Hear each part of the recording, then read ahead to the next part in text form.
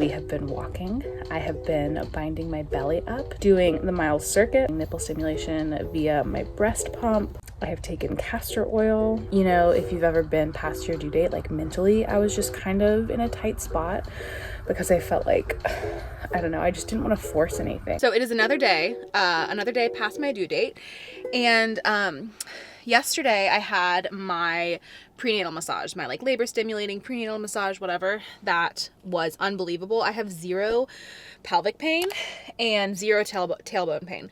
However, I haven't felt baby move all day, which is very abnormal for her. She has been a very active and like super frequently moving baby.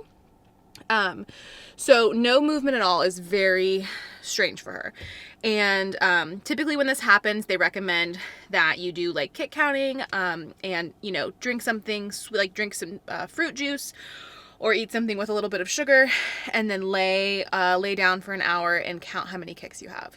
So I noticed all morning I didn't feel anything, and then around noon, I drank a big glass of grape juice, and I laid there for about an hour, hour and a half, and didn't feel anything. So I reached out to my midwife and let her know, and she agreed that I should reach out to my hospital provider and do a non-stress test. So I just arrived at the clinic. I thought I was gonna have to go to the hospital, but my midwife is actually in clinic today and she has time to get me in for a quick non-stress test. I have it scheduled for Monday. I just decided to go ahead and come in today and get it done because sometimes you just gotta listen to your intuition. I feel a little dramatic. Like, it's hard not to feel dramatic when it comes to anything with like your baby and assuming the worst. It's also hard to ignore anxiety and intuition. And if this was Wilder's pregnancy, I probably wouldn't have even noticed the movement because Wilder was in a really great position the whole time and I just never felt him move. Like, I literally, his movement was super minimal. But this baby, she has been like a crazy little acrobat inside of me. So it's very strange that she hasn't been moving. However, I can kind of justify it because I had that amazing massage and I really feel like she's just settled into a nice position. But I just want to make sure. So that's what we're going to do. We're going to go and do this test and see what the midwife has to say. And just make sure that everything is a-okay in there. So I'll update you. They will not let me film inside. It's like, I hate doing this because I always go in and they just come back out and update you guys. So they won't let me film inside, but I will update you whenever I'm all done.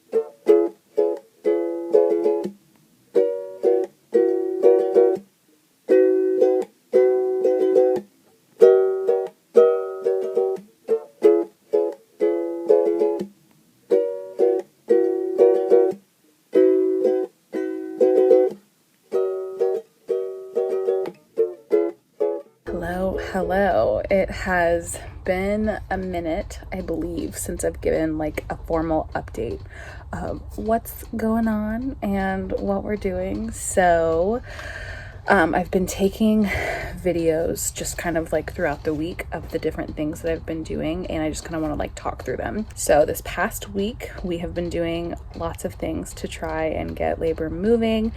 My midwife is concerned about the amount of fluid, amniotic fluid, surrounding the baby. It is dwindling and it is on the cusp of being considered like dangerously low or too low, and is a potential indicator for a medical induction.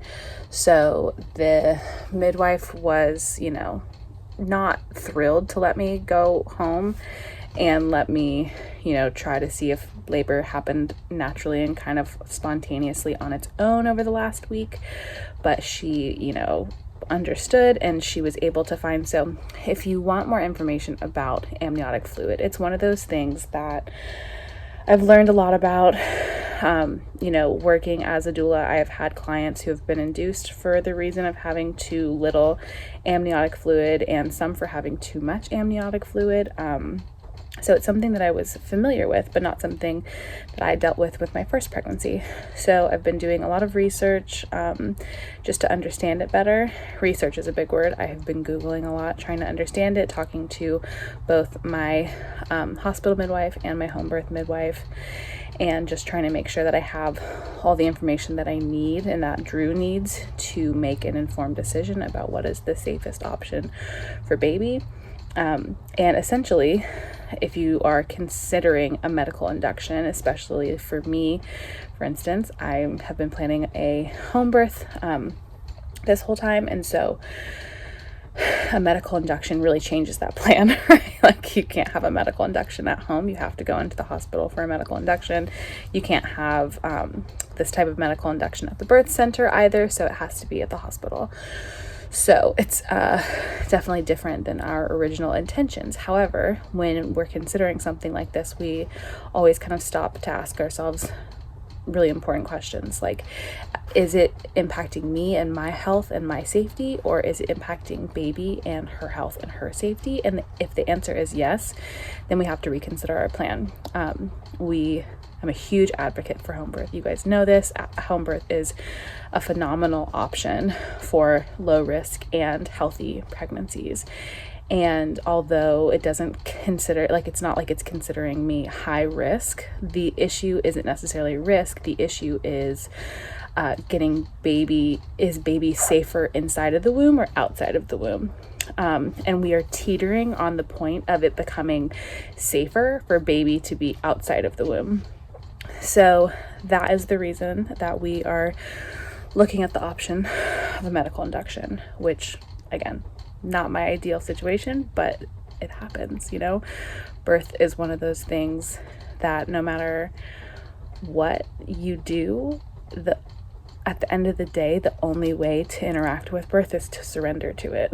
Like, it's something that will keep you very honest with yourself about letting go of your plans and just really introducing you into parenthood very nicely, with the idea that you don't control anything.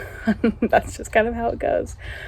And so it's very interesting to be on this side, just because my first birth was very textbook and straightforward, and there were no complications, and it all just happened very smoothly and before my due date. And to now be after my due date, like well after my due date, headed into like over, into the 42-week mark, is just very different. So what have I been doing? What have I been doing this past week since that appointment?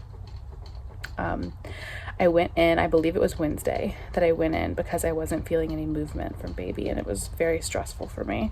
I'm a pretty chill pregnant person. I kind of always assume everything's okay and have the mentality that everything's fine and that it's just normal and kind of a part of pregnancy and whatever. But this baby has been so crazy active this whole pregnancy that when I didn't feel any activity for a really, really long time, obviously it was concerned, and I was already past my due date. So the two of those things kind of put together, I was like, we should just check. And I had an NST scheduled for tomorrow, and just decided to go ahead and go in. But since that appointment, what have we been doing? We have been walking. I have been binding my belly up to help with proper positioning of baby's head. Sometimes if you tie and bind your belly, it can help baby become more parallel with your body and hopefully engage their head a little bit more. We have done a couple of laps around this little park. I am now on the bench doing some lunges and trying to open up my pelvis a little bit and just use some gravity to help bring baby down. We're gonna keep walking. I'm gonna switch sides and do lunges on my right leg now. and probably do another lap or two, maybe go to the curb and like walk on the curb for a second. But just generally trying to use gravity to help move baby down. And I have been doing the Miles circuit as well. The Miles circuit is another thing that is really helpful with baby's positioning. So I've done the Miles circuit multiple times with support from Drew and on my own. I have done spinning babies techniques. I have been taking different tinctures to help with getting labor started. I've taken a couple different ones. I've done cottonwood, cotton root, and blue cohosh, and a blend called B&B. I have been doing nipple stimulation. I have been doing manual nipple stimulation. I have been doing nipple stimulation during sex. I have been doing nipple stimulation via my breast pump. And I have been having sex. I have been having orgasms. I have gone on a hike. Mama. Can you say hi? Hi. Hi, Mama. Hi, Wilder. I have taken castor oil.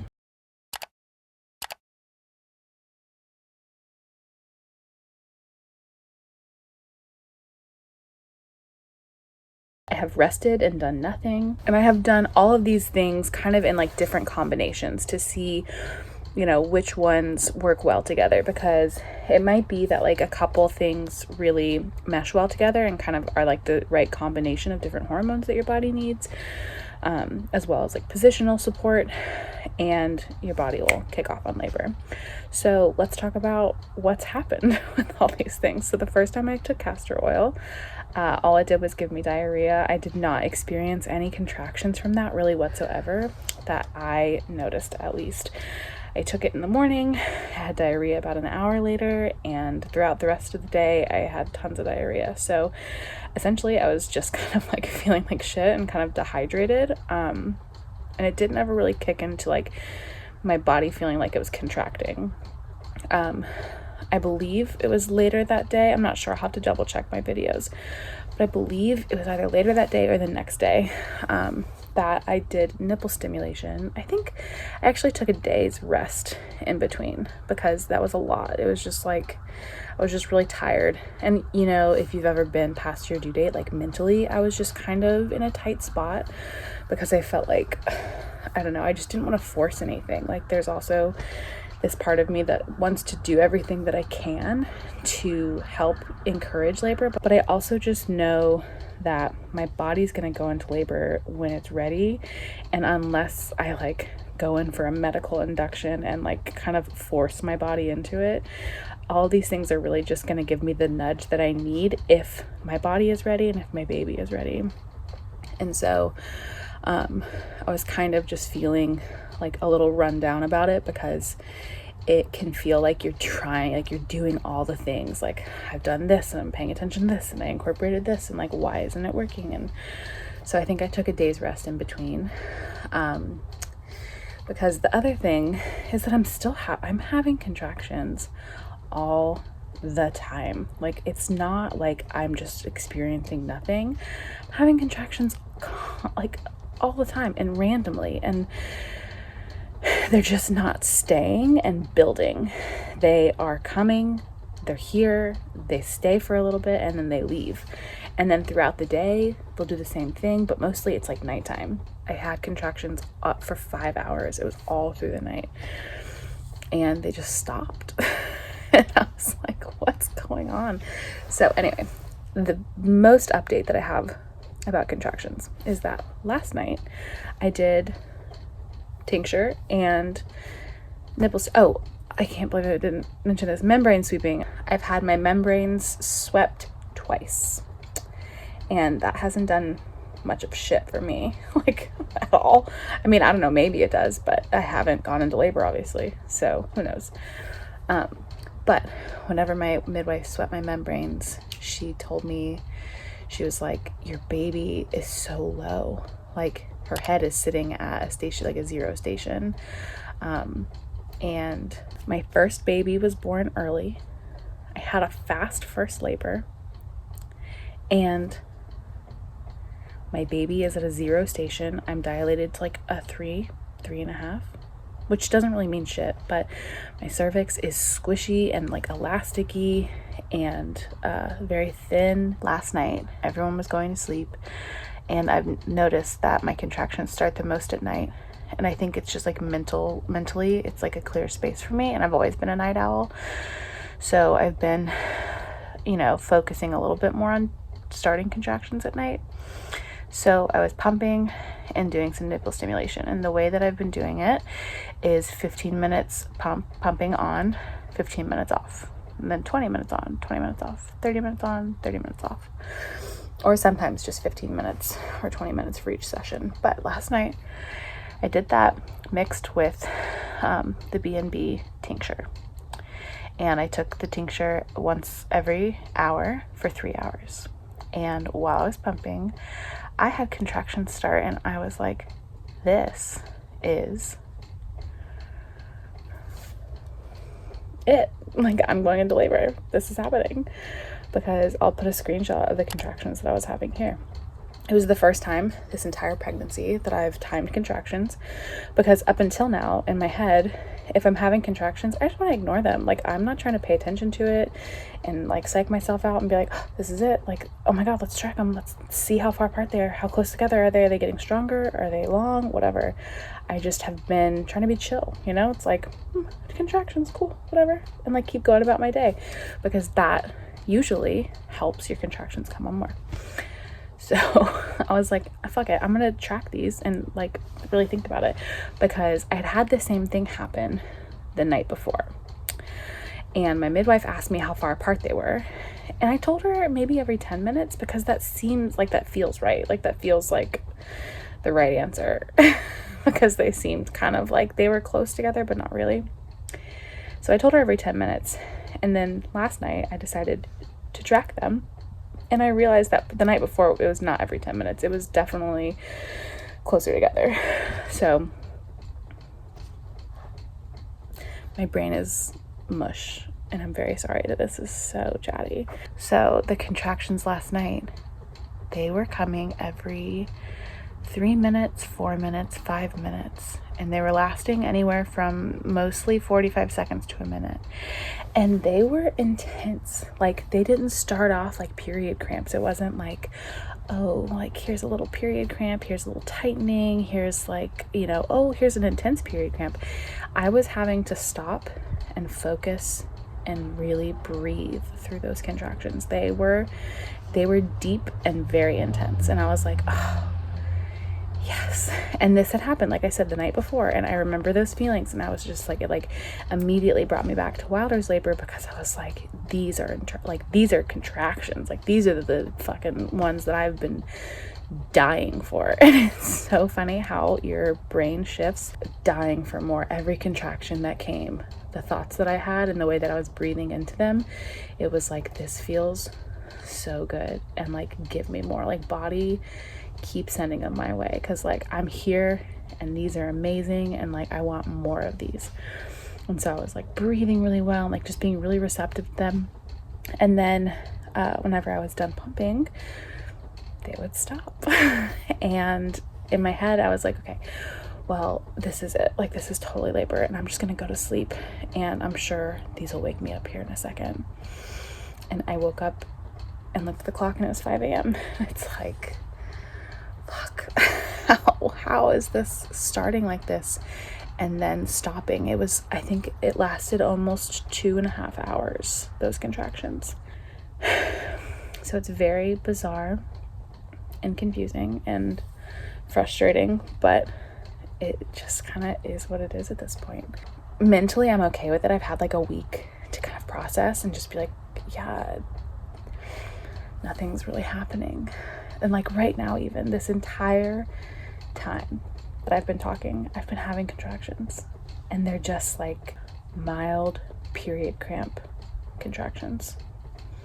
They're not progressing or like getting more or stronger or closer together, and when they do come and they are strong and closer together, they stop. It's just, anyway, that's the update. That's kind of where I'm at. it's super interesting because you just like, at the end of the day, like you can do so much and it just doesn't necessarily matter. And I've always known that, right? Like, I'm a doula, I watch this shit all the time. I see people try to induce themselves all the time, and sometimes it works and sometimes it doesn't. But it's just like, you think because you're like, well, if I was doing it, maybe it'd be different. It's like, it doesn't fucking matter. Like, what a dick to think that, well, if it was me, I'd do it differently. It's like, no, you wouldn't. I'm doing everything the same, and it's still like, I'm still not in labor. So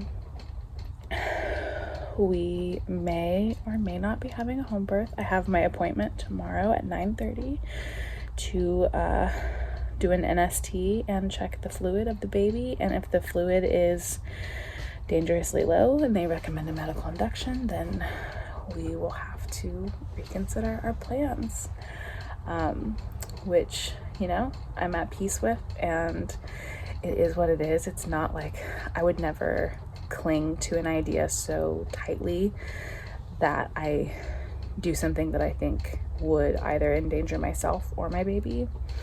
And if it is the medical recommendation that I have a medical need to be induced in a hospital, then that's what we'll do. And it'll, you know, shift our plans, but it'll still be everything it's meant to be. I'm very grateful that I've had some days to process, because I have seen people who unfortunately go in for an appointment and come out with, you know, a bed waiting for them at the hospital because they have to change their plan to an induction.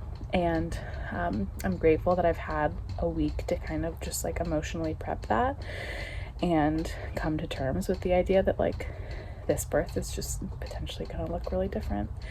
And feeling very grateful that I have a provider who I've built a relationship with over this entire pregnancy alongside my home birth midwife. I'm so grateful for that relationship because I trust her.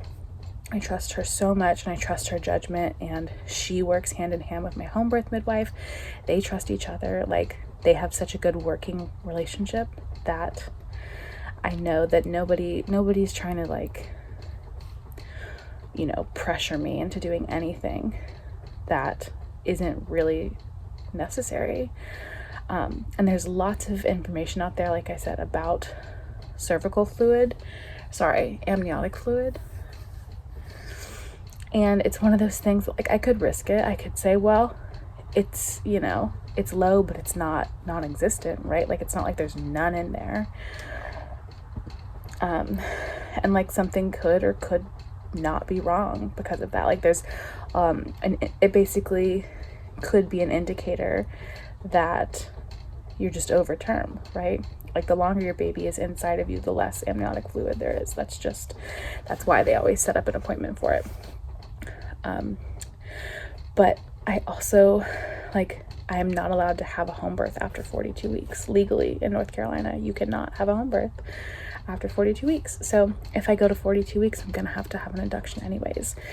And do I think I'd go into labor before then? Yeah, I do. But at the risk, it's like, if risking that I'm wrong as just a reason to have a home birth, like to be kind of not stubborn, but like really attached to my home birth, that I'm willing to ignore medical advice from people that I respect and trust the opinion of.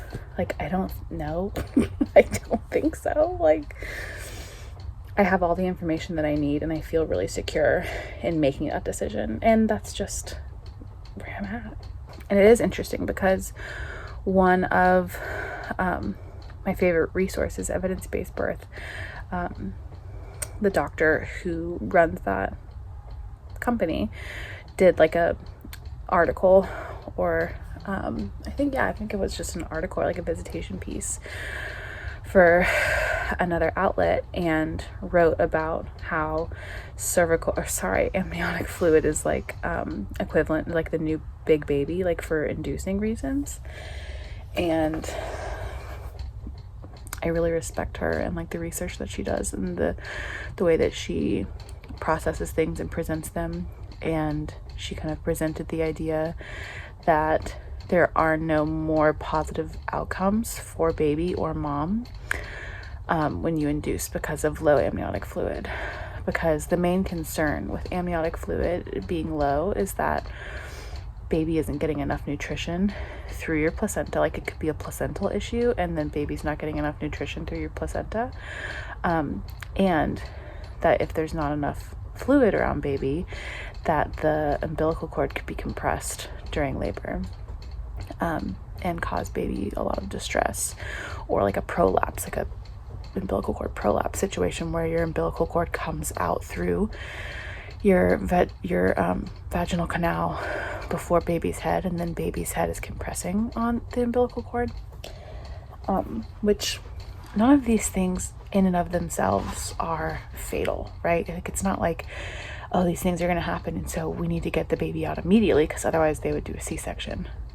These are all just risks, right? Like, what are the risks you're considering and comparing? And so now we're kind of looking at, okay, these are all risks. And then it's not like a medical induction doesn't carry any risk with it. Like, a medical induction carries a lot of risk with it. And so now we're faced with, considering what these risks look like.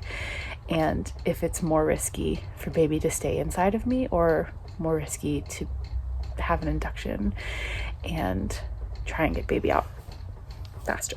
I've been talking for 30 minutes. So that is the update. I will update you guys tomorrow after my appointment with my midwife. And fingers crossed that the amniotic fluid is not dangerously low, and that we can go until 42 weeks. And then I have another week to hopefully spontaneously go into labor. So I'll check in with you guys tomorrow.